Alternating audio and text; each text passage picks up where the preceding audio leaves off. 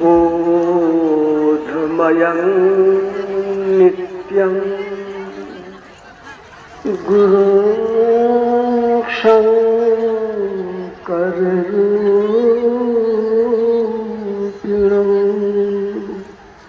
यमाश्रितो हि वक्रोऽपि चन्द्रः सर्वत्र वन्द्यते। वन्दो गुरुपदकञ्ज कृपासिन्धुनररूपहर महामोहतमपुञ्ज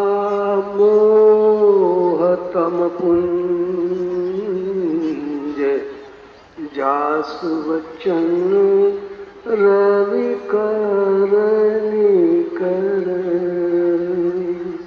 श्री सद्गुरु महाराज की जय। एक बार सब कोई साथ दीजिए। बोलिए श्री सद्गुरु महाराज की जय। प्रातस्मरणीय अनंत श्री विभूषित परमाराध्य श्री सद्गुरु महाराज के त्रैलोक पावन पाद पद्मों में कोटि नमन। इस आश्रम के मालिक कहे जाने वाले कर्मठ कर्मयोगी सतलोकवासी पूज्य श्रीधर स्वामी जी महाराज के श्री चरणों में कोटि नमन।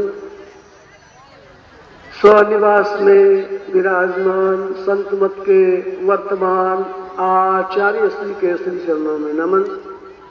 मंचस्थ एवं निवासस्थ गुरुजनों के चरणों में नमन। समुपस्थित मंचस्थ साधु समाज महासभा के पदाधिकारी गण, समुपस्थित धर्म प्रेमी सज्जन वृंद, धर्मशीला देवियों, हम लोग आज अंतिम दिन के प्रथम सत्र में मोक्ष के संबंध में बहुत सुन ही चुके हैं। थोड़ी मेरी भी बारी है, मैं भी कुछ कहूँगा। लेकिन पहले यह जो आश्रम है कर्मठता का द्योतक है। एक साधु ने कहा, साधु बने यही खुरपी कोदाल चलाने के लिए, काम करने के लिए। बैठ करके खाइएगा तो खून खराब हो जाएगा, गुरु महाराज ने कहा है।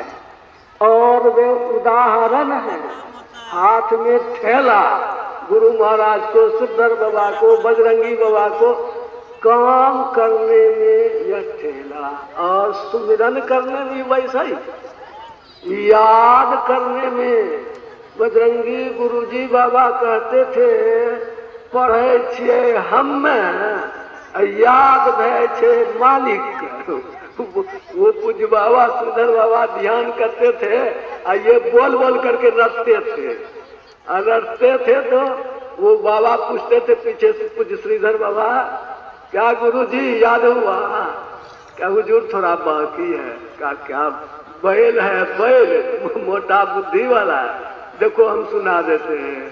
तो इस तरह की स्थिति यहाँ पर, यहाँ जितना पदावली का तो मुझे कि कुछ बजरंगी बाबा को पूरा कंठस्थ था, सवाल था।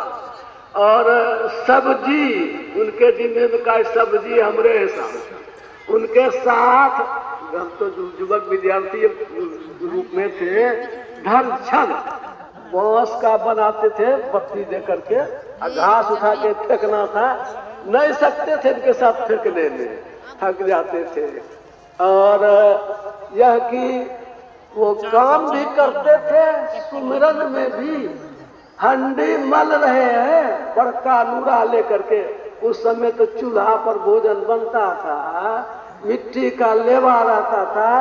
भोरे भोर गुरुजी बाबा अपने भिड़ते थे, एक घूसा एक बार जब, जितना घूसा उतना जप, लगता था घंटा को छोड़ेंगे नहीं, उससे भी जप कराइए लेंगे।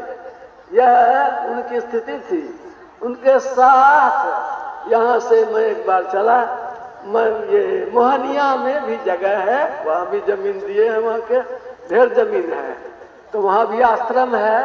उनके तो सर पर पोटली गठरी, इधर दाल, इधर लोटा, इधर फलान, इधर ठकन।